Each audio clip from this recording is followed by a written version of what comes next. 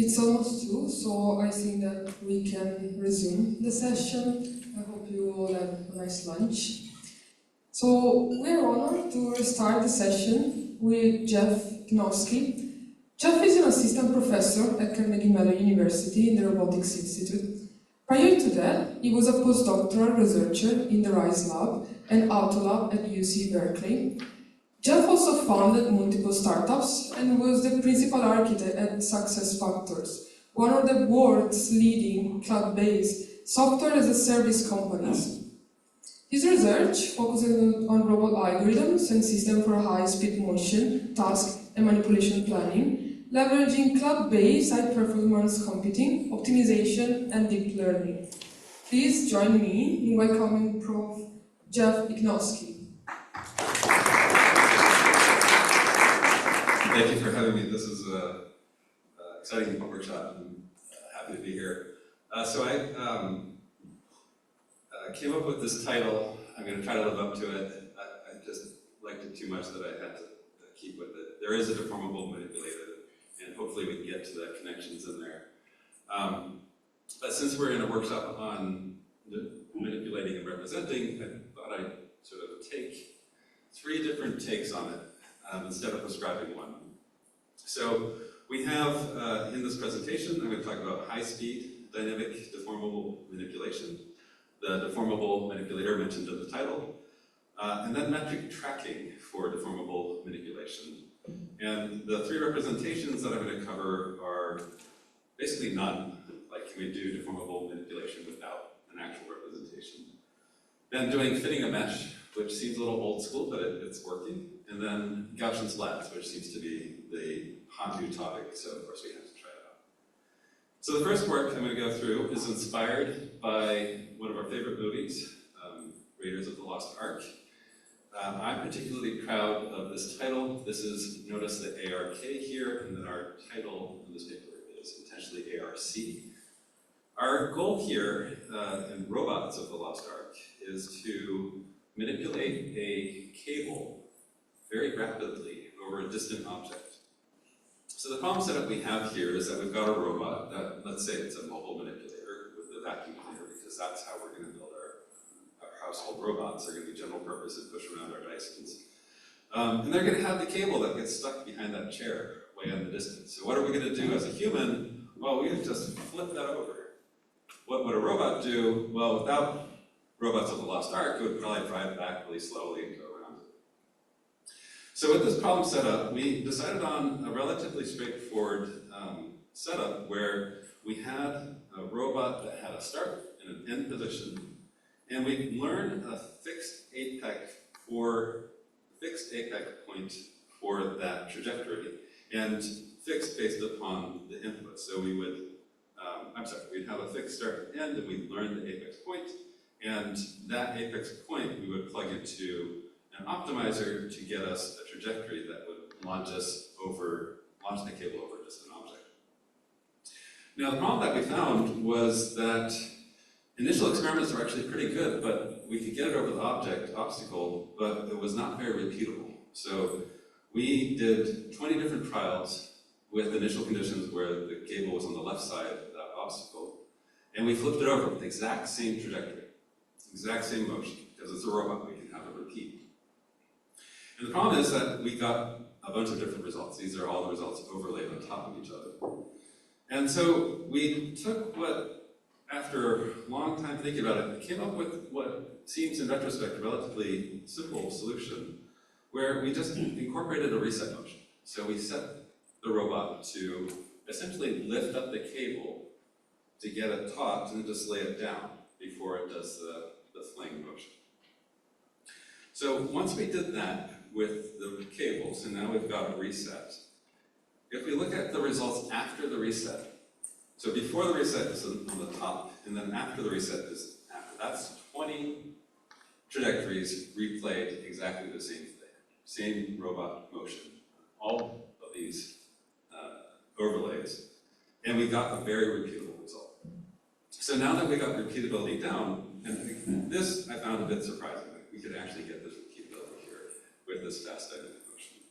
With that in place, we're able to train a system. And I'll kind of skip through the details because I think we're trying to keep on time.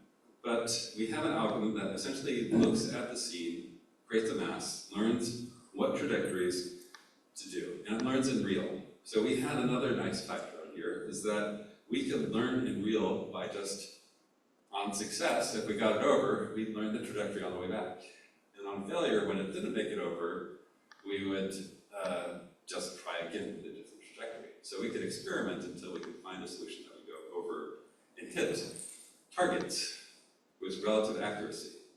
Now, I've presented this a few times, and no one has ever told me, and I do not know a utility for a robot to do this. So if you have an idea why a robot should knock down something on the table, please let me know.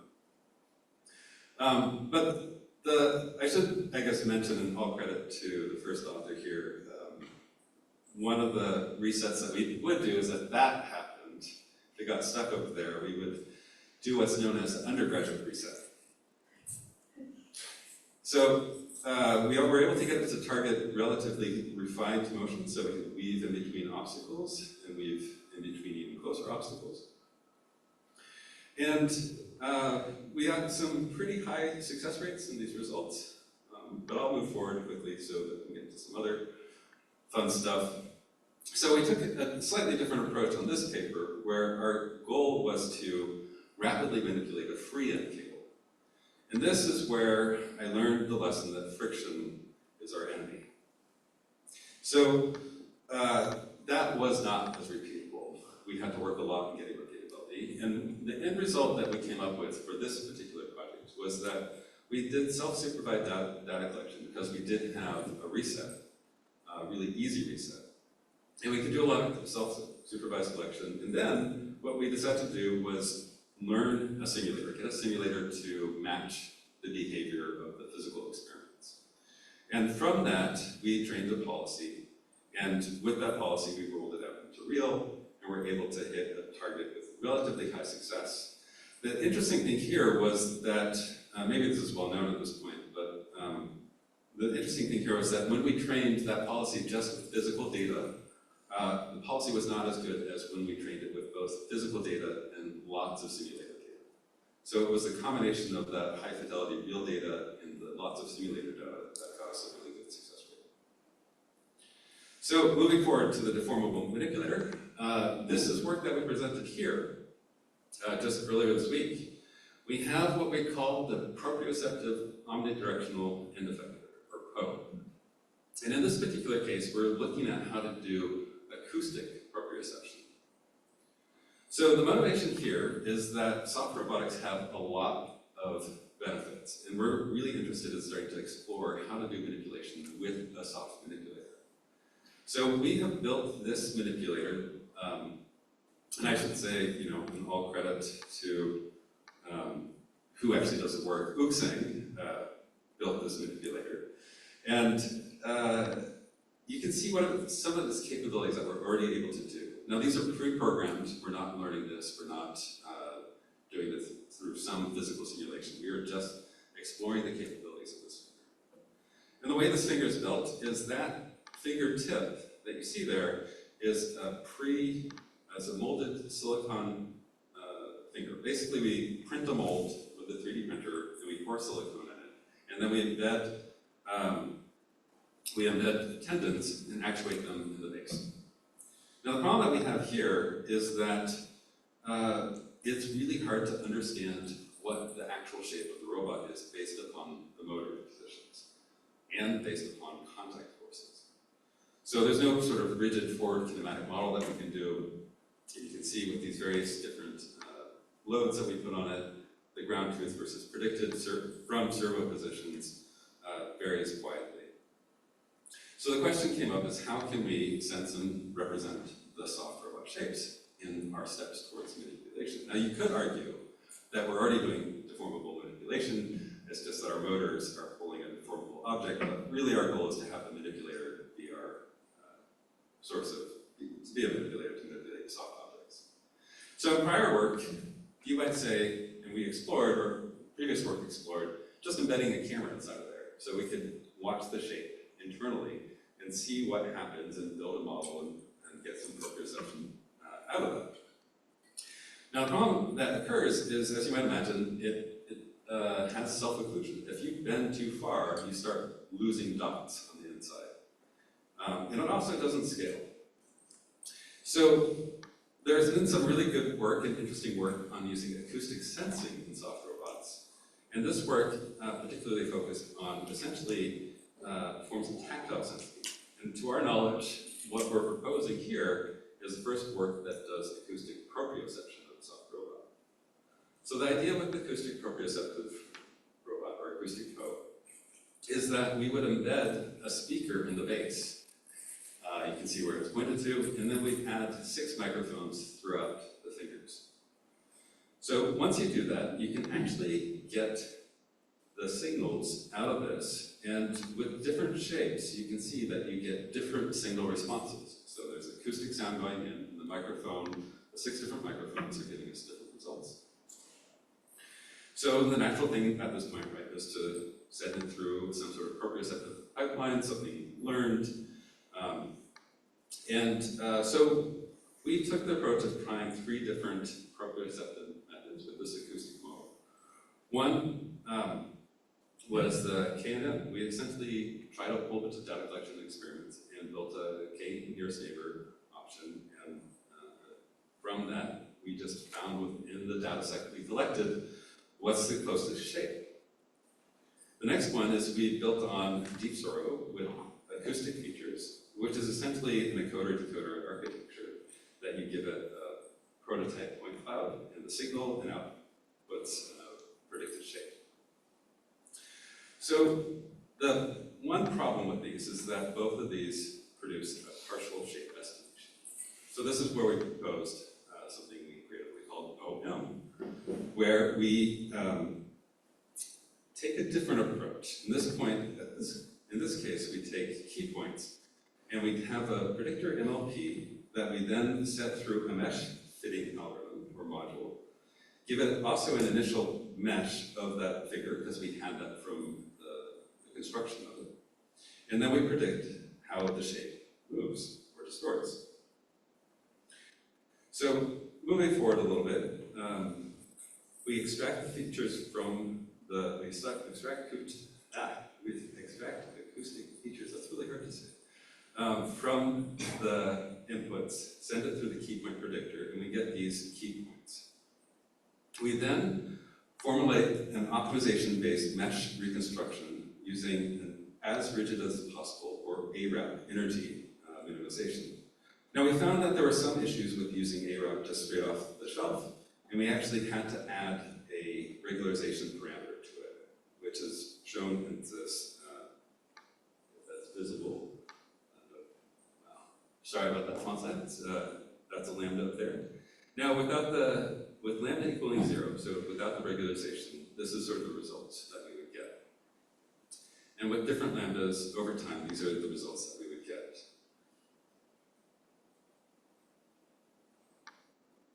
And you can see up there on the top is the target mesh.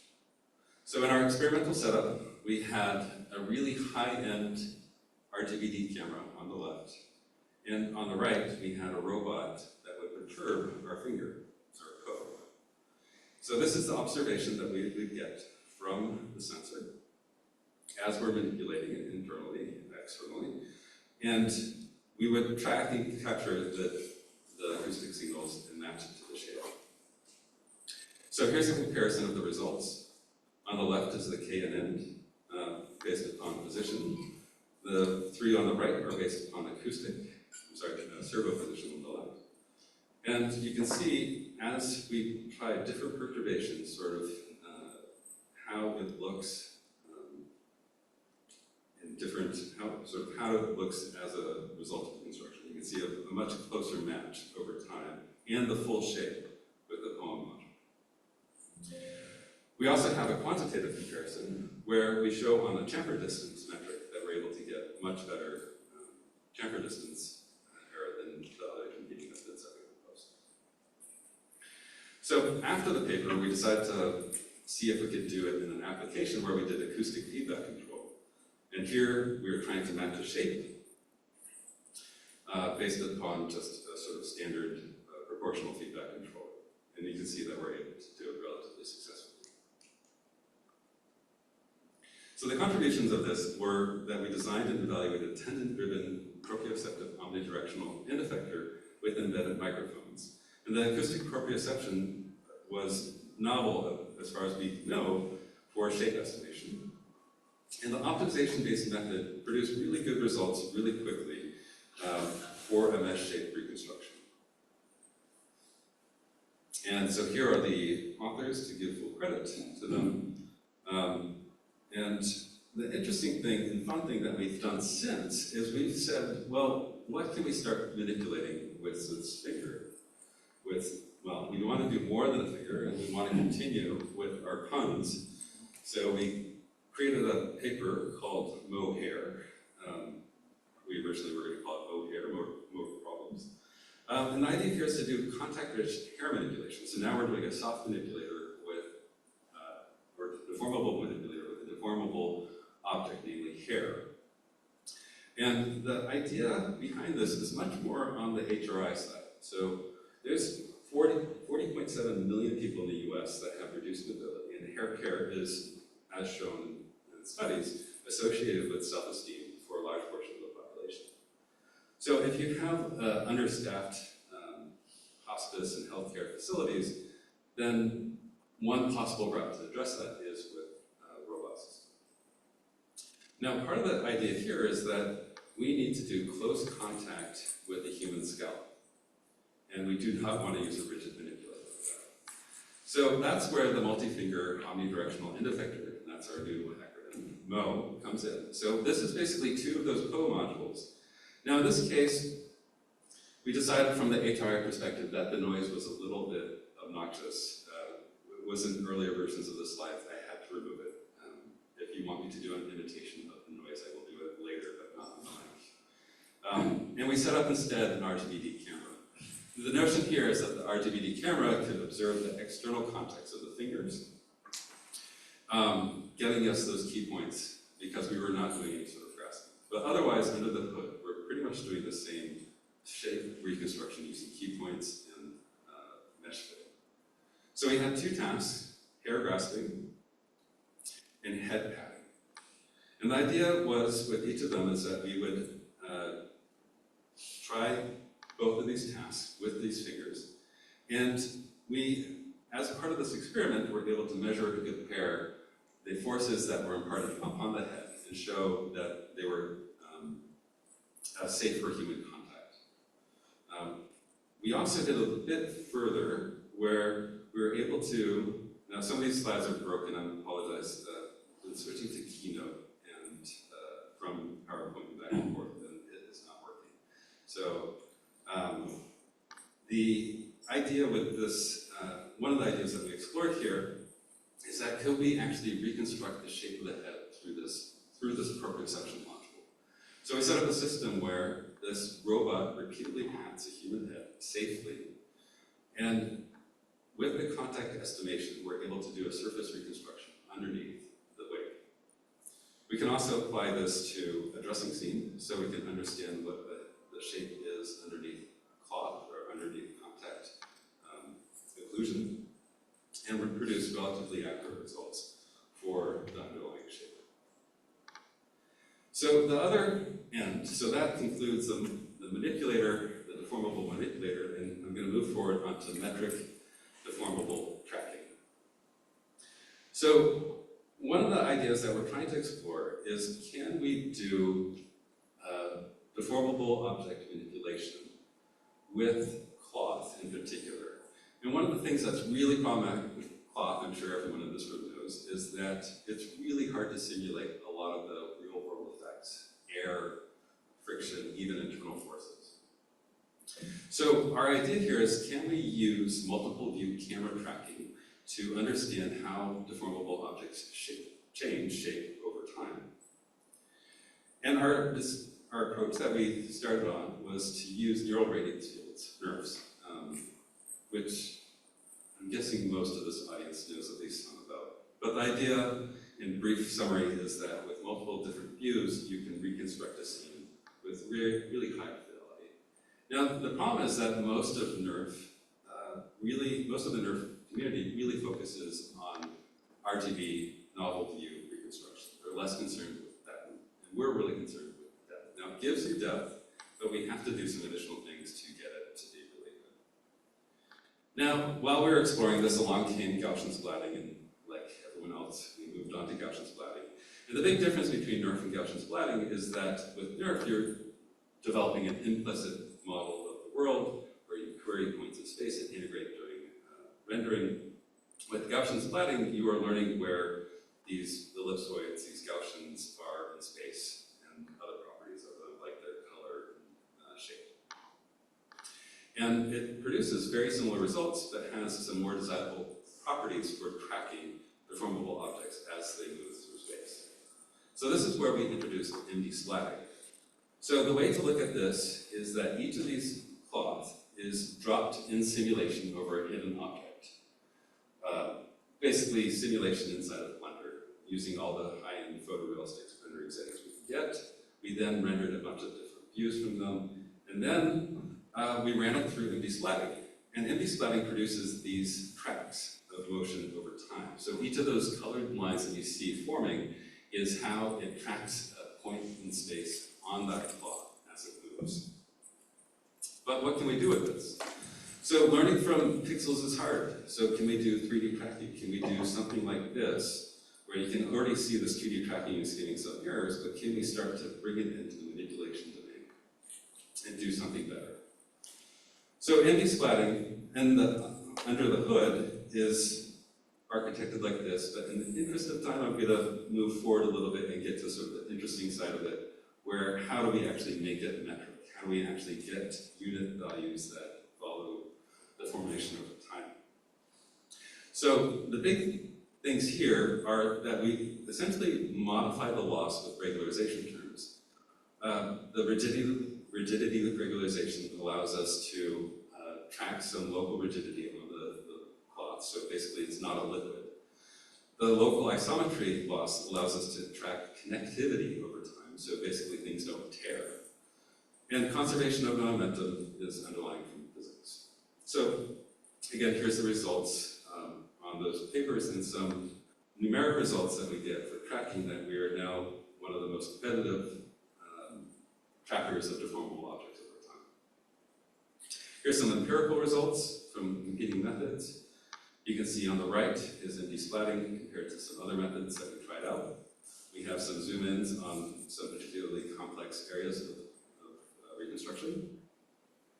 So our core contributions in this is that this is the first approach that we know of that learns continuous metric deformations in canonical space or metric space using Gaussians.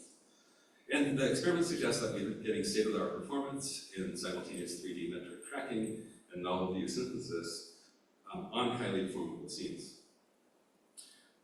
So in ongoing work, we're trying to start integrating this into planning. So can we start learning a dynamics model based upon our observations, using things like GNNs to track and understand the dynamics better.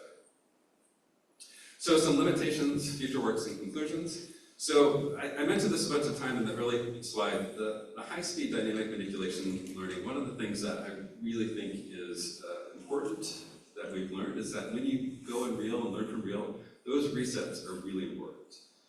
So sometimes you have to make your own, sometimes you have to get an undergrad to do it, of course, but if you can solve it, those really help, and without that, we have some problems with learning the real, which seems to get us the best results. For the deformable manipulator, we're starting to get proprioceptive data that's pretty good, but the common question that comes up is, what about tactile?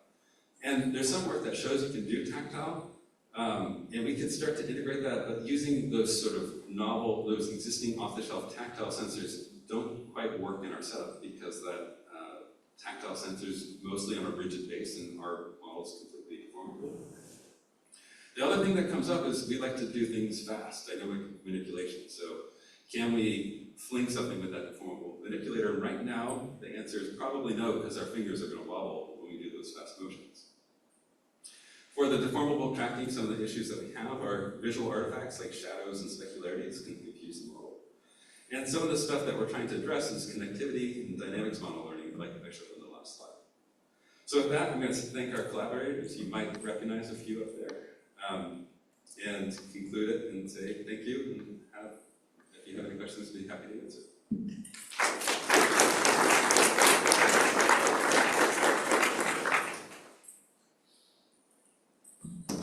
Yeah, as before, if you have questions, just go to the microphone.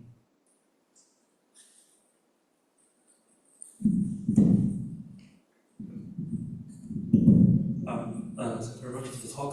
I may have missed the point, but just interested for the work about acoustic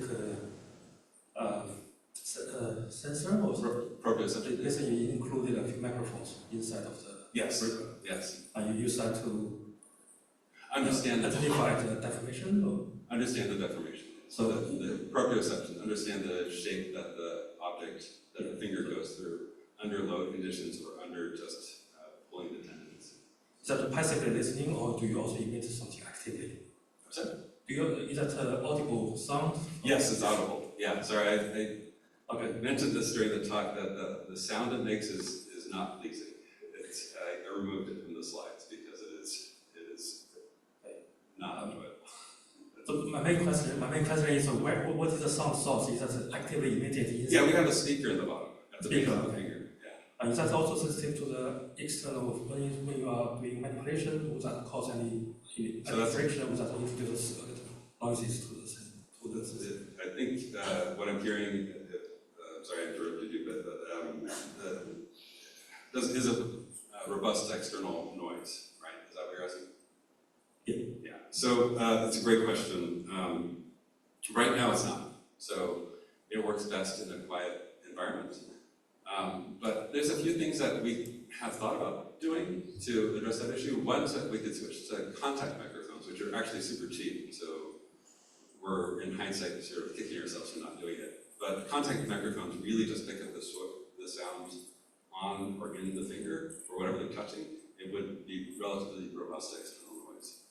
The other thing that we could do, we think we could do, is do something where we are modulating the frequency in such a way that we can track it in the microphones and pair it up with what we expect to hear versus the external noises. I think in like the wireless domain it would be called like frequency hopping or something like that. Okay, thank you very much. Thank you. Any more questions? And I have a question about the Gaussian splatting. It looks very promising, but it also looks like you have a lot of lines and a lot of views. How is it with real time and using this outside like Blender? So it is in true scientific fashion not a well-engineered, high-performant system. Right now, we're able to get relatively good tracks. So all these lines are information that we're extracting from the deformation that we've learned. So it's a function it's a deformation function that we're learning. We're able to get that information per point in space, or per Gaussian splat. So that part's actually relatively straightforward. The training of the Gaussian splats is still subject to the amount of time it takes. And the amount of views that we seem to need is on the order of 20 to get relatively good results. We'd like to do fewer than that, but of course we can also get better results if we go higher in the number of views. Great question. Thanks. Any more questions? Then let's thank the speaker again.